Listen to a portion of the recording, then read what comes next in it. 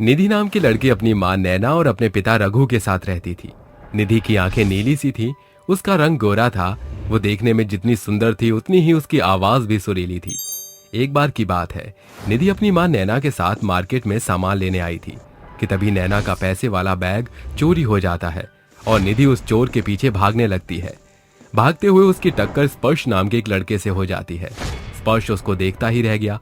निधि स्पर्श से मदद मांगने लगी। मदद करो, वो चोर मेरी माँ का पर्स चुराकर भाग रहा है। स्पर्श बिना सोचे समझे निधि की माँ का पर्स लेने के लिए उस चोर के पीछे दौड़ने लगता है। उस चोर से स्पर्श निधि की माँ का पर्स ले लेता है, जिसके बाद वो उसे खूब मारता है और निधि का पर्स उसको देते हुए बोलता है, हाय ये गोरा चेहरा, ये नीली नीली आंखें, सुरीली सी आवाज ने तो मेरे दिल को घायल कर दिया। उसकी ये बात सुनकर निधि थोड़ा सा शर्माती है और अपनी पलकें झुकाकर मुस्कुराती है। उसकी मुस्कुराहट और शर्माहट को देखकर स्पर्श एक बार फिर बोलता है, हाय ये शर्माहट कहीं मेरी जान न ले जाए। वैसे मिस ब्यूटीफुल, आपका नाम क्या है? निधि उसको शर्माते हुए बोलती है, आपका बहुत बहुत धन्यवाद। वैसे मेरा नाम निधि है। निधि और स्पर्श आपस में बात कर रहे थे कि तभी पीछे से नैना वहां आती है और अपनी बेटी से बोलती है, अरे निधि बेटा, मेरा पर्स मिल गया क्या? हाँ माँ, पर्स मिल गया है और हमें पर्स दिलवाने वाला हमारे सामने खड़ा है। ये है स्पर्श, इन्होंने ही पर्स दिलवाया है और चोर का पीछा किया। उस चोर को तो अच्छा सबक सिखाया इन्होंने। अरे अरे, ये तो बहुत अच्छी बात है। स्पर्श बेटा, तुम करते क्या हो? हाँ आंटी जी, मेरा खुद का बिजनेस है, मैं बिजनेसमैन हूँ। आपकी बेटी ने तो मेरा दिल ही जीत लिया। वैसे आपकी बेटी बहुत ही अच्छी और होनहार है।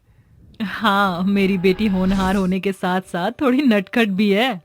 इतना कहकर सभी आपस में हंसने लगते हैं और सभी आपस में बात करने के बाद अपने अपने घर चले जाते हैं। ऐसे ही अब दिन बीतने लगते हैं और स्पर्श निधि के घर आने जाने लगता है।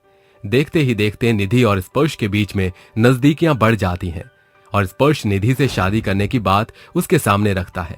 ये सुनकर कि स्पर्श उससे शादी करना चाहता है, निधि बहुत ही खुश हो जाती है और स्पर्श को लेकर अपने घर में जाती है। जिसके बाद स्पर्श निधि की माँ नैना से बोलता है, आंटी जी, मुझे आपकी बेटी बहुत ही पसंद है, मैं निधि से शादी करना चाहता हूँ। अरे बेटा, तुम तो शादी के लिए राजी हो, लेकिन तुम्हारी माँ राजी है या नहीं, ये मुझे कैसे पता चलेगा? आप उसकी चिंता मत कीजिए। मैं अपनी माँ का इकलौता लड़का हूँ और उन्हें बहुत ही खुशी मिलेगी जब मैं उन्हें ये बताऊंगा कि मैंने उनके लिए एक सुंदर और सुशील बहू ढूंढ ली है। स्पर्श की बात सुनकर नैना खुश हो जाती है और अपनी बेटी की शादी स्पर्श से करवाने के लिए तैयार हो जाती है। और उसी रात स्पर्श अपनी माँ सुजाता के पास जाता है और उससे बोलता है, माँ, मैं एक लड़की से बहुत प्यार करता हूँ, वो लड़की बहुत ही खूबसूरत है। देख बेटा, तू उस लड़की से प्यार तो करता है, लेकिन उसमें कोई कमी नहीं होनी चाहिए। अगर उसमें कोई कमी हुई तो मैं तेरी शादी उससे नहीं करवा पाऊंगी। अरे हाँ माँ, वो बहुत ही सुंदर और सुशील है, उसके अंदर किसी भी चीज की कमी नहीं है। सुजाता स्पर्श की शादी के लिए सहमत हो जाती है। तो वहीं दूसरी तरफ निधि की माँ नैना अपने पति रघु से बोलती है, रघु जी, स्पर्श है तो बहुत ही अच्छा लड़का, लेकिन उसे जब हमारी निधि का सच पता चलेगा तो वो उसे ठुकरा देगा। इसलिए हमें निधि का सारा सच स्पर्श को बता देना चाहिए। नैना, स्पर्श बहुत ही ज्यादा अच्छा लड़का है, स्पर्श के जैसा लड़का हमें शायद ना मिले, इसलिए हम उसे अपनी बेटी का सच बताकर अपनी बेटी का रिश्ता नहीं तोड़वाना। क्या पता ये सच जानकर वो उससे शादी ना करे। ये सब सोचकर वो निधि का सच स्पर्श और स्पर्श की माँ सुजाता से छुपा लेते हैं। अगली सुबह स्पर्श अपनी माँ सुजाता को लेकर निधि के घर आता है। सुजाता निधि को पसंद कर लेती है और सुजाता निधि का अपने बेटे से रिश्ता पक्का करके चले जाते हैं।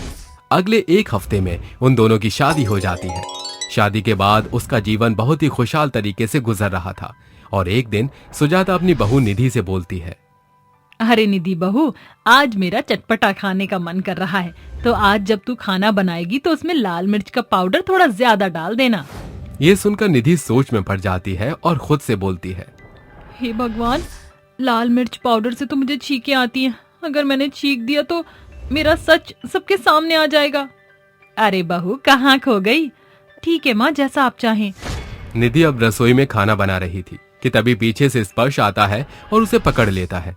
निधि के हाथ से लाल मिर्च का पाउडर नीचे गिर जाता है, जिस वजह से निधि को एक बहुत तेज छींक आती है। और जैसे ही वो छींकती है कि तभी उसके सारे दांत बाहर निकल जाते हैं। जैसे ही उसके दांत बाहर आते हैं कि तभी उसके सास भी वहां पहुंच जाती है और अपनी बहू को बिना दांत देख वो हंस पड़ती है। हंसने के साथ साथ उसे बहुत गुस्सा भी आता है और वो गुस्से में बोलती है, हे भगवान, हमारे साथ तो धोखा हुआ है। ये तो बिना दांत की है, इसके तो एक भी दांत नहीं है। तुझे शर्म नहीं आई झूठ बोलकर? मेरे बेटे को फंसाया और उससे शादी कर ली तूने। नहीं माँ जी, मैंने कोई धोखा नहीं दिया। अरे बस कर करमजली, और कितना झूठ बोलेगी? तुझे तो बिल्कुल भी शर्म नहीं आ रही झूठ बोलते हुए। अरे जा जाकर कहीं चुल्लू भर पानी में डूब मर जा। अपनी बीवी निधि को इतना उल्टा सीधा सुनता देख स्पर्श बोलता है, अरे माँ, उसको इतना क्यों बोल रही हो?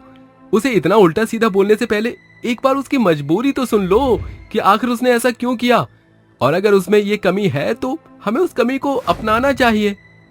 निधि, तुम बताओ, तुम्हारे साथ क्या हुआ? स्पर्श, मैं बचपन में अपनी सहेलियों के साथ खेल रही थी। खेलते खेलते मेरा पैर फिसल गया और मैं छत से नीचे गिर गई, जिसके कारण मेरे आगे के 4 दांत टूट गए। उन दांतों के टूटने की वजह से मेरे सभी दांत कमजोर हो गए।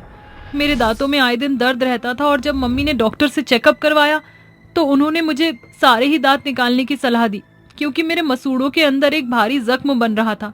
अगर वो जख्म गहरा हो जाता तो शायद मुझे कैंसर की बीमारी भी हो सकती थी। इसलिए मेरे माँ बाप ने मेरे सभी दांत को निकलवा दिया और उसके बदले ये नकली दांत लगवा दिए। स्पर्श, मैं मानती हूँ मेरे पास असली दांत नहीं है, लेकिन मैं दिल की बुरी नहीं हूँ। उसकी ये बात सुनकर सुजाता को अपने कठोर व्यवहार पर थोड़ा पछतावा होता है और वो अपनी बहू से माफी मांगती है। बहू, मुझे माफ कर दे। मुझे नहीं पता था कि तेरे साथ ऐसा हुआ है, तो हो सके तो मुझे माफ कर दे बहू। निधि अब अपनी सास को माफ कर देती है, जिसके बाद उसके सास भी उसे पहले की तरह ही प्यार करने लगती है और एक बार फिर वो एक दूसरे के साथ खुशहाल जीवन व्यतीत करने लगे।